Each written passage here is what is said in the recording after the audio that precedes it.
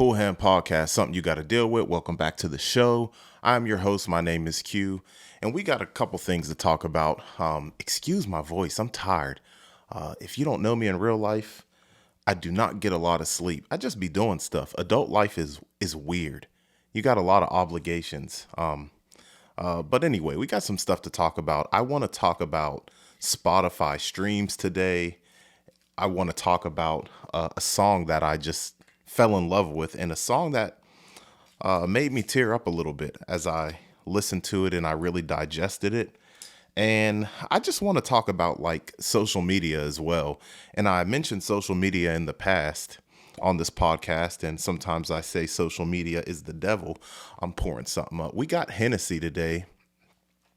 I've been wanting to open this for a while. Like, I bought this months ago, and I don't slander Hennessy on this show, but I do say, like, no pun intended, I do say that Hennessy is popular, but if you were to buy just a regular cognac, I would get Martell instead of like a regular Hennessy. But this one is the honoring 50 years of hip hop Hennessy, and it had one of my favorite rappers of all time, Nas, on it.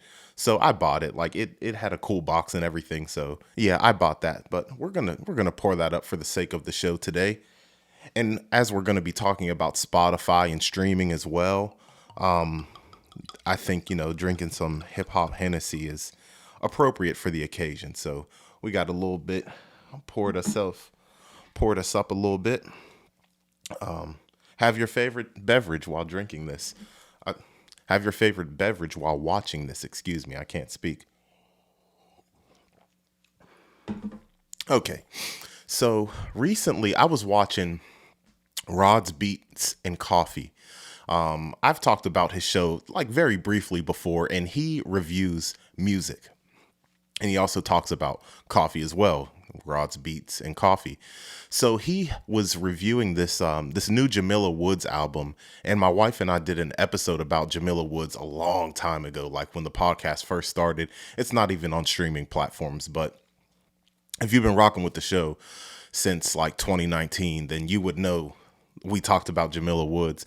But she had dropped an album, and to tell you the truth, I don't even know what the title of the album is. But the very first song, when I listened to this album, it was hard to get through the entire album, and I'll tell you why. Because I kept replaying the first song over and over and over and over and over again. This song is called Bugs.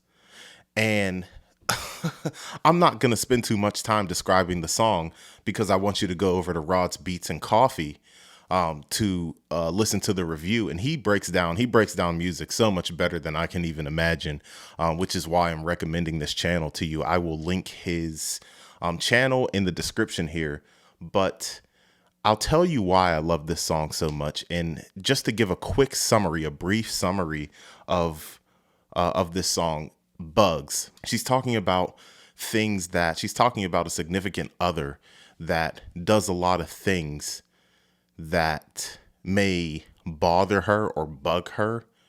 But she says, I love you, so I do it for you. I love you, so I do it for you.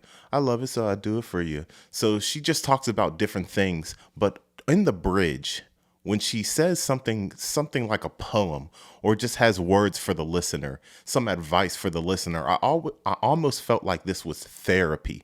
Now listen to this on the bridge. The song is beautiful. I'm gonna let Rod tell you about the album, but this is what she says in the bridge, which is so beautiful. Someone will break your tiny little rules, chew too loud, talk too much. Someone will jump fully clothed inside into the moat you dug outside. It's not that deep. Lower the stakes of your love. Why so much pressure? Why not have pleasure on your way to the one, or the second one, or the third? Love is the warmest weather. Why not open the windows? Feel the sun on your skin. Don't kill this love. Slide a little paper under the glass. Let a few bugs live. Why is this so significant to me? And as someone, I'm married. Just to give you some perspective, if you've never watched the show before, if you don't know who I am or whatever, This is very significant to me because as a married person, I know that you have to, just in a relationship in general, in a friendship, in a relationship, in a family.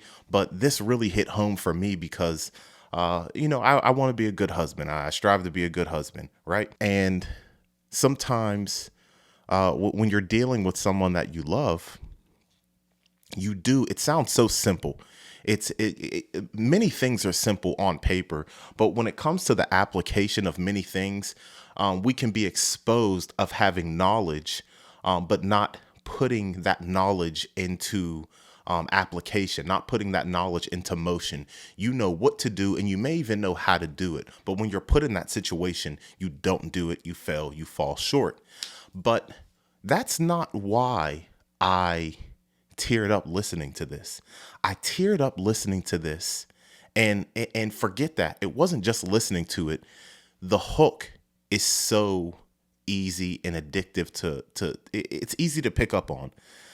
And I was like singing the hook like, it bugs me, but I do it for you.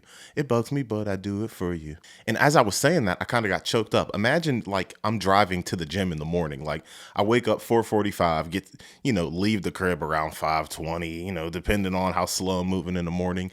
So this song's playing and I find myself getting choked up at like 5:30 in the morning. You know what I'm talking about? So, but I got choked up because I think about my loving wife, and I may do something that bothers her, and I won't find out until like later. Like if we're like passively like joking around, she's like, "Yeah, you do that all the time," or something like that. I'm just giving you a hypothetical because I can't think of the specific instance where something that I do that may annoy her gets brought up. And I'm like, "Why don't if I do this, why don't you never tell me?" She's like, "It's not that big of a deal." Like it may annoy me, but it's really not that big of a deal for me that I need to bother you about it. That I need to, like, it's not even a conversation. It's just something that I like. It's just one of those things that you may not love, but it's not a big deal. It's not a big deal at all. And I'm like, for me, I'm like, if I'm doing something, woo, woo, woo, like if I'm doing like, I want to stop. But at the end of the day, what it is so minor that it's not even worth an issue. And when I was singing that hook, when I was singing those lyrics, it bugs me, but I do it for you. I just pictured my wife saying that to me. And that just meant so much to me. It's so strange. Can't explain it. If you try to make logical, if you try to, logically reason of what the words that I'm saying, it just hit me. And it's just like, man, like, I really appreciate that. And the thing that I took away from this, as she said, during this little soliloquy message to the listener, to let a few bugs live. And for me, it's like, let a few bugs in. Like there's so many things that aren't worth bringing up. There's so many things that, there's somebody that you love or somebody that you're going to love in the future that's going to, as she said, break your tiny little rules. Tiny little rules. When you put that in perspective, you may be stuck in your ways for something. You may have an idea of what you want and what you require from a friend, a mate. I'm not trying to limit this to just romantic relationships, but I am. Like I am. I'm trying not to, but I am. And you meet somebody who's so worth it that you compromise something that you may have seen as so important or something that you normally wouldn't put up with. Like chew too loud, talk too much. Something like that. Not something as, super major or super serious where, another discussion may have to be, it may be applicable. But I just love that so much because it's so true and it's so real. I work in the medical field, in the pharmacy field. And one of these things, like when I was learning, like, my little trade, it's like you see all of these like on a medicine commercial. And there's like 18 million side effects. Call a doctor if you experience blah, blah, blah, blah, blah, blah, blah, blah, blah. So why do they prescribe these medications? And for all you conspiracy theorists, this isn't for you. Like when I say, why do they prescribe these medications? Why do the doctors, despite we're not trying to get into they're trying to do, so you can come back to the just stop. They say the benefits outweigh the risks. The benefits outweigh the risks. The problems it can solve outweigh the potential problems this medication can cause. Now, if this illustration makes sense to you, somebody might chew too loud. Somebody might talk too much. Somebody might, use the toothpaste, squeeze it from the middle instead of the end. And all your life, you've been squeezing it from the end. You're militant. You're stuck in your ways. And you see that toothpaste squeezed in the middle of the joint. And it's just, but is that a big deal in the grand scheme of things? Is it worth causing a problem? Absolutely not. Kick back, love them, and let a few bugs in. And I'm going to leave it right there. I could probably go on, but I'm going to just leave that alone. I'm going to leave that alone. That's how we're going to open this show up. So the next thing that I want to talk about is I watched a nice little, it was like a 13-minute video. The algorithm, the YouTube algorithm, it's, I be listening to YouTube like all the time. Like I'll listen to music and YouTube, watch YouTube videos, do the dishes, stuff like that. And I saw a video that said it was on Comedy Hype. And Comedy Hype, like they cover like news for like mainly comedians, but it seems like they're getting into music more. Like I saw like an interview with Raheem Devon or whatever his name is. And they did like a little segment on the death of neo soul. And I'm like, all right, let me watch this. It's short enough, 12, 13, 14 minutes, something like that. And I just passively listened to it. And it was really interesting. What I'm going to briefly cover this as well, because there's a bigger point that I want to get to connect the dots of the quote unquote death of neo soul. And how we're going to link this to Spotify streaming numbers and artists, upcoming artists, people who aren't known like that. I'm going to take a sip of this Henny though. Okay. So all in all, I learned a lot about neo soul, or the genre that's known as neo soul. And one of the things that I learned from this video is people like D'Angelo and Erykah Badu, I think they're like coined as like the mother of neo soul and the father of neo soul. But they don't even, they weren't even really feeling the term neo soul. And one of these things, it opened my eyes and gave me a little bit more grace to younger people who I hear say this. So it was either Badu or D'Angelo saying, when you're classified as a certain something, when you're put in a genre, you're kind of put in a box where there's pretty much like an expectation from you. Okay, this is a hip hop artist.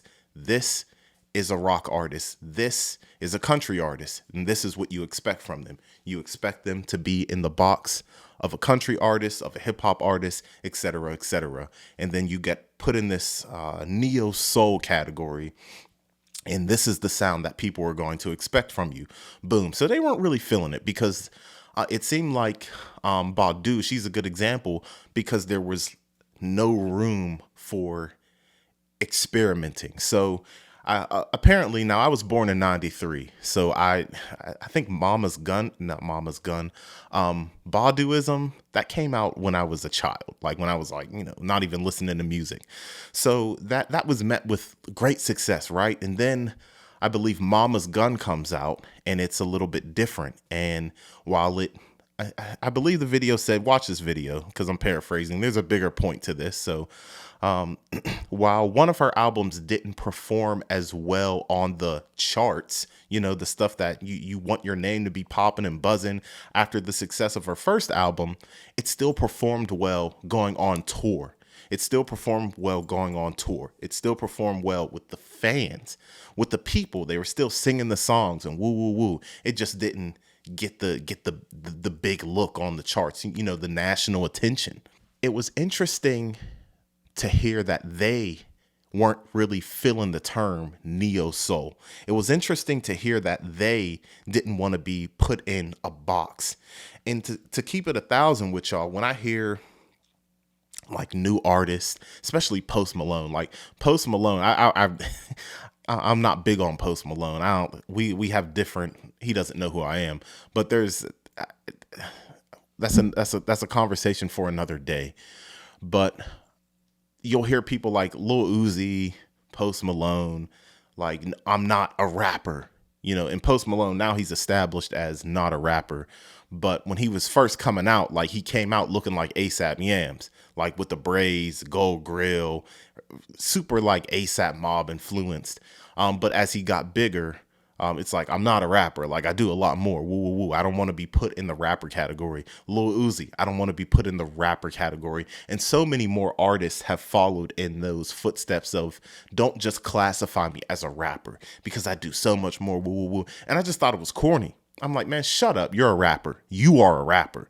Like, he may not be a rapper. He may have some other, but you are, stop. You don't do nothing. You rap and not even good. So I just thought, I looked at people doing that as try hard and edgy, unknowing, ignorant to the fact that some of the artists held in high esteem have been doing that. So that's why I say I give a little bit of wiggle room when I hear that term. Like, I'm not just a rapper. I don't want to be categorized as a rapper. Okay, whatever, kid. So so my attitude toward people saying that is a little more, I just give you a little more wiggle room to say that, because it just, for a while, to me, it just seemed like it was the popular thing to say rather than it being authentic. It seemed like you were just following your favorite rapper who said, I don't want to be classified as a rapper. I'm edgy. I'm cool. I'm this. I'm that. No, you're cringe. That's how I felt.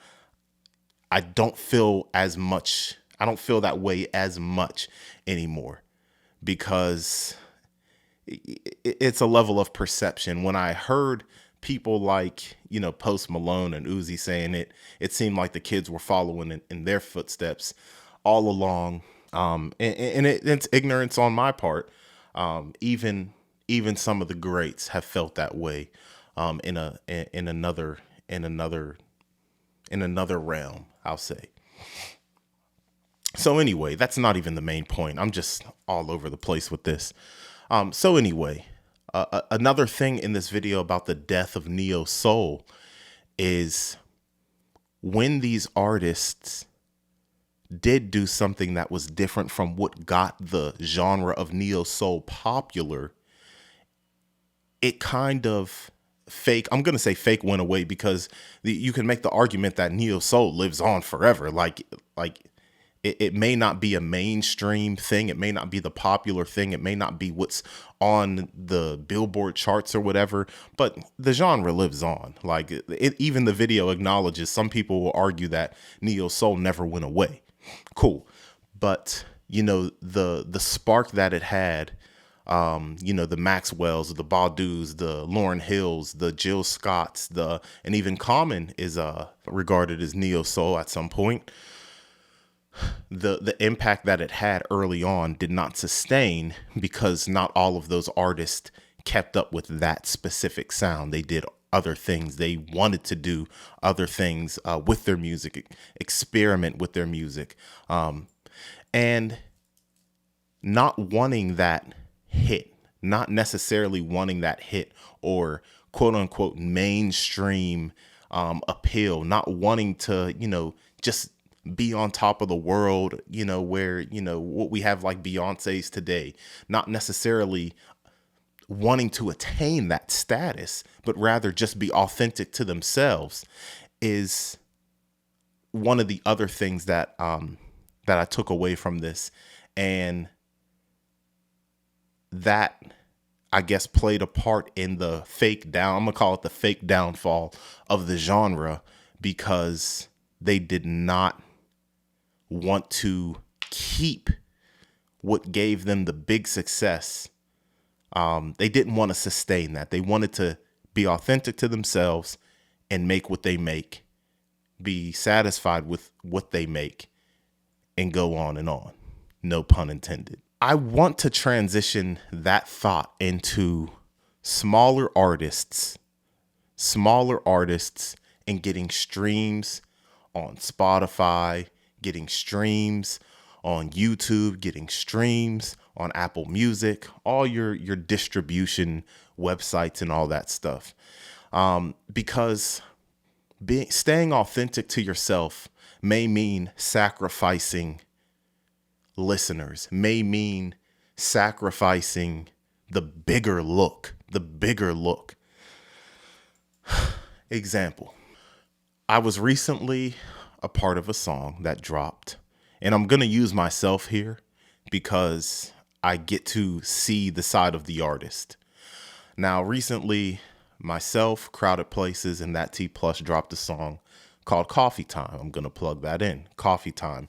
The album In Due Time is dropping 11/17. It's a project we've been working on for over a year. There's been a lot of work put into it, and I can't wait for everybody else to hear it. But that's not the point. That's just shameless. That's just shameless promotion. Shameless. But the thing is, so after all this work was put in, we made a music video. Crowded Places he's put in the most work. Honestly, he engineered the whole thing. He put in a lot of work, and I'm gonna give him his credit. We're gonna have our own podcast talking about the album and the creation of the album. So I'm gonna give him his flowers on there too. He doesn't want them, but you don't have a choice. But so we do a music video. A lot of coordination. Tevin, That T Plus, myself, Crowded Places. We're all adults. We're we're all adults. We had a lot of scheduling to get this album done, and we dropped that first song, and we wanted to make a splash. We wanted to make an impact. We've worked hours recording, writing. Crowded Places has been doing all sorts of engineering, mixing, mastering. The video had so many different layers to it, in the sense of we recorded the video in a couple locations, took all day. The video turned out to be horrible. I edited the video. I am not a video editor. I do not proclaim. If you see a video turn out nice, that just happened to turn out nice. It just happened. Like, I have no eye. I have no real vision for most things. Like, I just do it, honestly. And I don't even like doing it, to tell you the truth. I do it. So I edited the video. It turned out crappy. That T Plus took the video, added some stuff to it. Crowded Places took the video, added some stuff to it, and you got what we put out now. So go check that video out. But upon the release of the song, we knew the song had potential. We knew people would like the song. But it's a matter of having people listen to it. So the song drops. And I honestly don't care about the numbers. I don't care about, because to be quite frank, I don't care about rap. Like, I don't care about making music or whatever. But when you drop a song and I had no expectations, no high expectations for it. But when you drop a song, it's like, how do you maximize people listening to your music authentically? Now, we're not paying for no boosted post or anything like that. Crowded Places submitted the song to all sorts of media, Spotify playlists. He did that. And, I think the song was a successful drop. But this is the thing, though. I had a podcast called Friend or Phone Them, and I was basically talking about why people will not help you, will not watch your videos, will not listen to your music, why they won't repost your posts, why people don't seem to support you as much as people on the internet support you. Okay. So obviously, likes, shares, reposts are helpful. They are very helpful to someone getting their their stuff seen. Whatever they do, it's helpful. And depending on who the person is, if there's somebody with a lot of influence or the status or whatever, one repost from them could change can change everything, can change who sees it, who doesn't see it, so on and so forth. But the sad thing about today, the sad thing about these times, and why a lot of people don't have their music or videos or whatever listened to, watched, supported, is it's not about talent. Unfortunately, you can't just make a great song.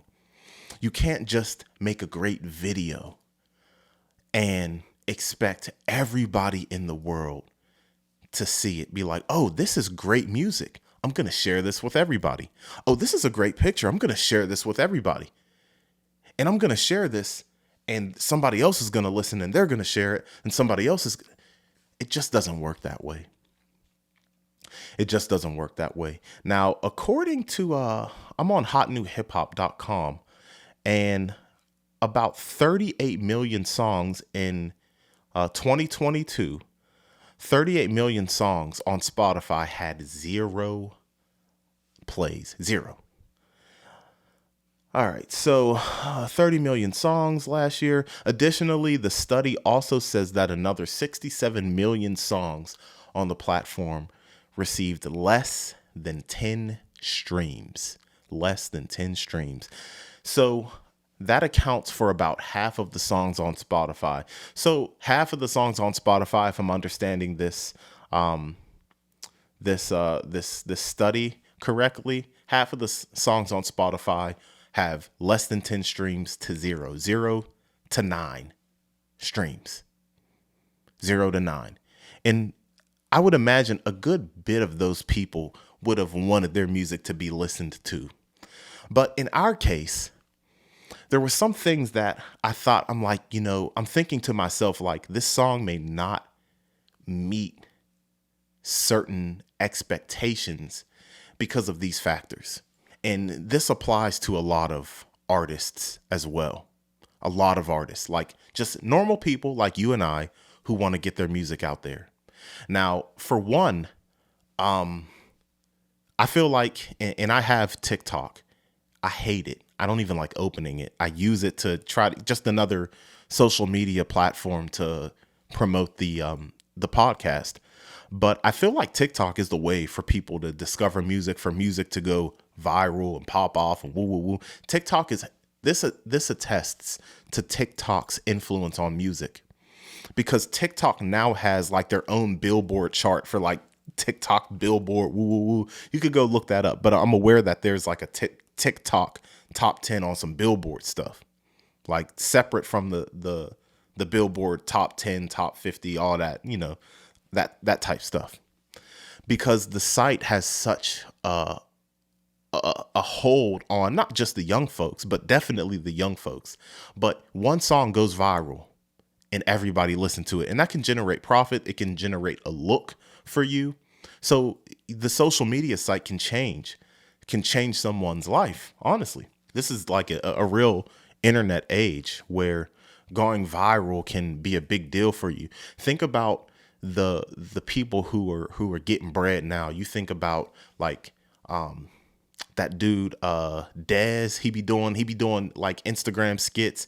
I think he does stand up now. You think about somebody like Drewski and Ben the Don. Like these people, DC Young Fly, like these people were going viral. I know like DC Young Fly was going viral in like the Vine era and back when I was in high school on Instagram and woo woo. Now like cats got their own shows. Cats is doing all sorts of stuff, getting bread and getting exposure. It ain't about the bread right now. We're just talking about people seeing you, people knowing you. But this is the issue. If you're not consistent on these social media platforms, if you're not putting yourself out there, honestly, the music, you can be the best musician in the world.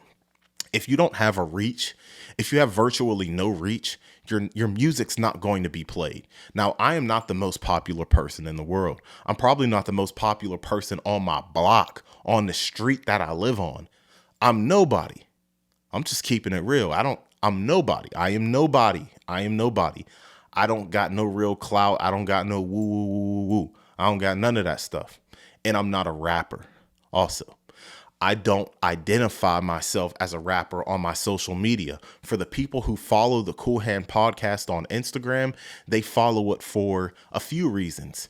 Maybe they want to look on the podcast. You know, I'm not a big podcast. You know, if you want to get on, there's a good chance you can get on if you just ask. Boom.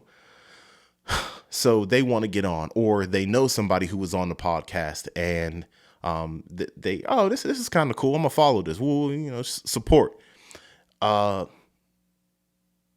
Or they know me in real life and they're just showing love by following me on the Cool Hand podcast on Instagram. Cool Hand Pod, by the way. When we released this song, back to this Coffee Time song. The song's called Coffee Time. When we released this song, I'm promoting it on my Instagram story. I'm showing behind the scenes from when we were recording this song. Now that T Plus, you could find him on Instagram at that T Plus. He's not on Instagram like that. He slowed down using the platform. You don't see him post like that. So when you have him, myself, and Crowded Places who uses the platform but is not actively posting all the time, who's not showing his personality, and people buy into personalities. There's a reason why I try to look presentable on here, because somebody may not want to watch the podcast for what I got to say, but they might give it a view. They might give it a listen, like, okay, he's kind of clean. I'm going to give this a look. I like the presentation, the albums in the background. Now, do I love these albums? Absolutely. Like, do I like them being on the wall? Yeah. But also it's the presentation that can draw a listener to it. If it looks professional, this is as good as it's going to get right now. Like, I don't got no more money to make this look professional or whatever. So there's a reason why I do the things that I do. And also, like, it's just not to draw on viewership. I like to look good. You know what I'm saying? Like, I'm not the biggest fashion head or whatever, but I like to look presentable. I like to put myself together. I ain't trying to look at myself on YouTube looking bummy. You know what I'm saying? So we had a combined post, right, of this Coffee Time song. And,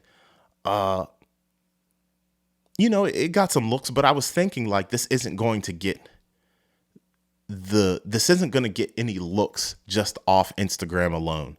Now, nobody's checking for Cool Hand podcast to drop music. That's not what they know me for. They to them it's just, oh, this dude raps too, like another rapper.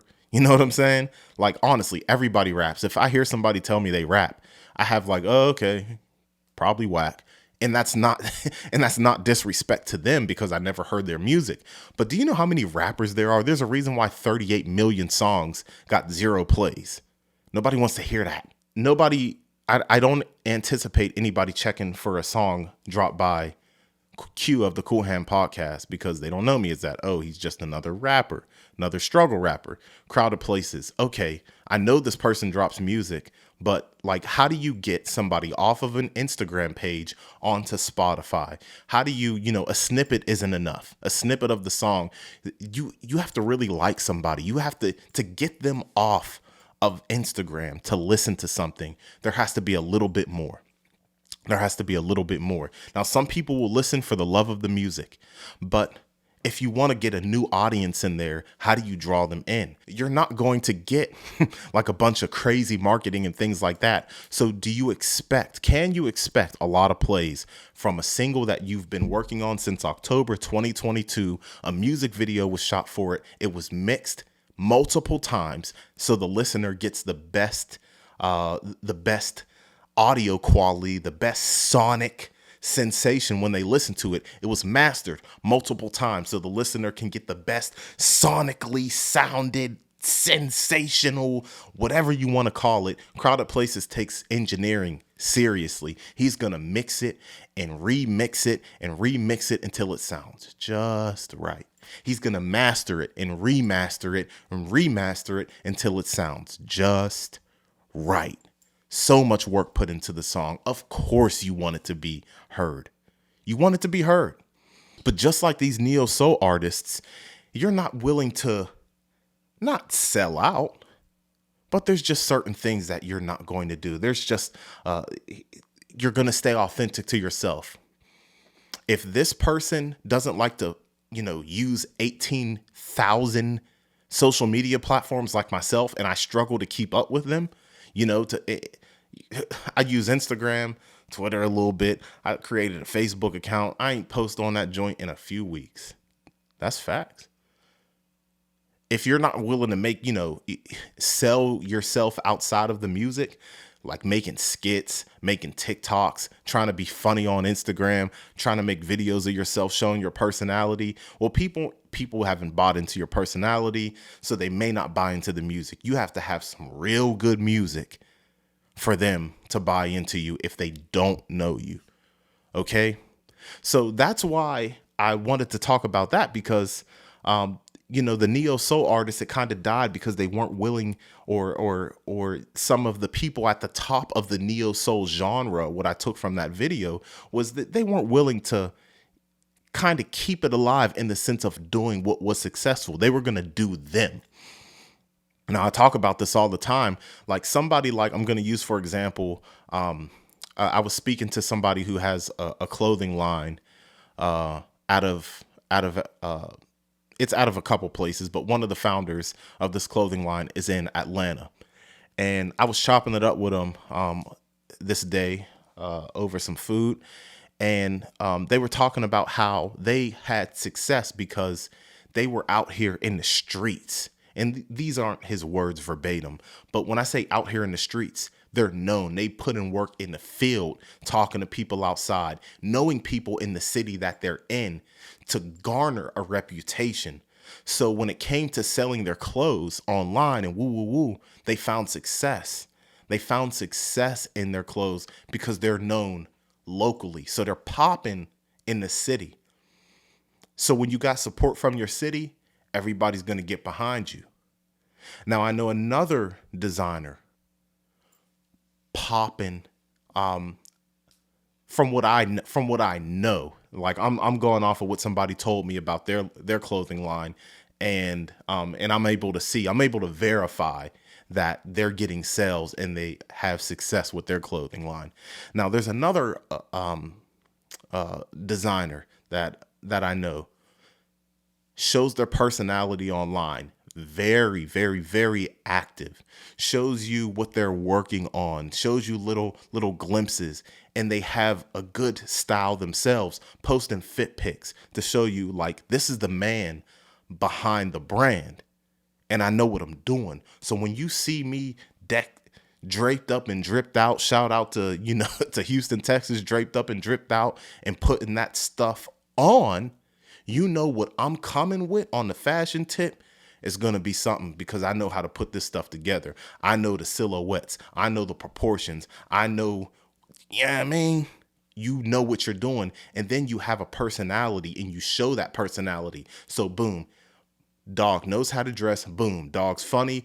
Boom, dog's, charming for the ladies or whatever. Woo. Then you're getting that success, not only in the streets, but also online.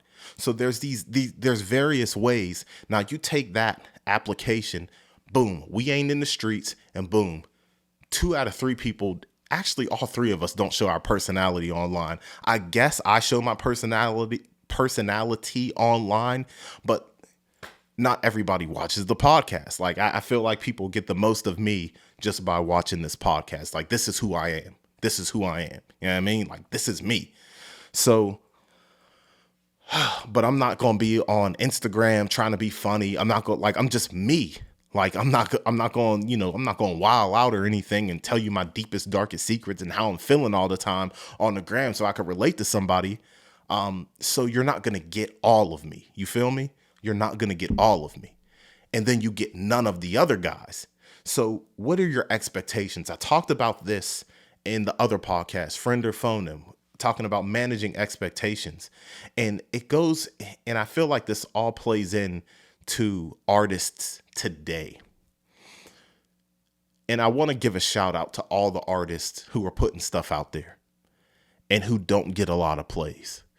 The only thing that I would say is just to keep going, because being in a position of dropping a song, and I think the song performed well. I think the song performed well. I see the stats. I get updates on the stats of how the song's streaming and everything. Like, I appreciate everybody who's listened, and I'm grateful for it. But when it comes to like, okay, this isn't none of us expected. Just FYI, like when I'm speaking on this song, I'm not saying that any of our expectations were to get famous or anything. I'm just saying, like, you want to be rewarded by the fruits of your labor. You want to, you know what I mean? I don't know if I'm making sense. You know what I mean? Like, you don't want people like kissing your feet, but more so like you want the numbers to reflect the hard work, passion, and pain that was put in. Put it that way, right? So boom, you got that. And I'll say this for the artists too, like, and I'll keep it real. Like, I listen to a lot of people who, like, just drop stuff, and I'll listen to it. I'm like, it's not really for me. But at the same time, there's artists who don't drop what you perceive as good music, but it sells. It sells because these people do more than music. They sell themselves in another way. They're funny. They dress well. There's so many people who have, and this works in a reverse way too. Like, let's just reverse this. You'll see people with huge followings, but their music doesn't sell. Huge followings, but their music doesn't sell. I know, like, the City Girls, like, that's something that was trending. Like, the City Girls sold like they flopped. They pretty much went like triple styrofoam. But it's like, why? Because they're so popular. You look at the City Girls, like, I'll get on social media and see City Girls. Like, I don't know a City Girls song. I don't know one. But I know who the two girls of the City Girls are because they're so popular. They're popular in hip hop. But, and this even goes for somebody like, a Qool or just other artists in general. Some people follow them for reasons outside of music. Boom. And then their music doesn't sell because that's not what people follow them for. So it can, the point that I'm making can kind of backfire too when people follow you for reasons outside of your music. But, showing your personality online, being on these other social media platforms and things like that can be a gateway for people to listen to you, So 38 million tracks, zero plays last year. Just keep going. And at the end of the day, like these neo soul artists, if doing all of that is against what you stand for and you're not willing to do all that, that's not an issue. Just be aware of the fact that your stuff may get 0 plays, 1 play, 2 plays, 3 plays, 4 plays. It may not get it may not make a big splash in the huge ocean of music that's being put out there every single day. But at least you can go to bed at night knowing you didn't, you didn't start, shaking your hips for a stupid TikTok trend. So I'm just going to end this episode because I got to go to the bathroom. So thank you for listening. This is the Cool Hand Podcast, something you got to deal with in due time, November 17th.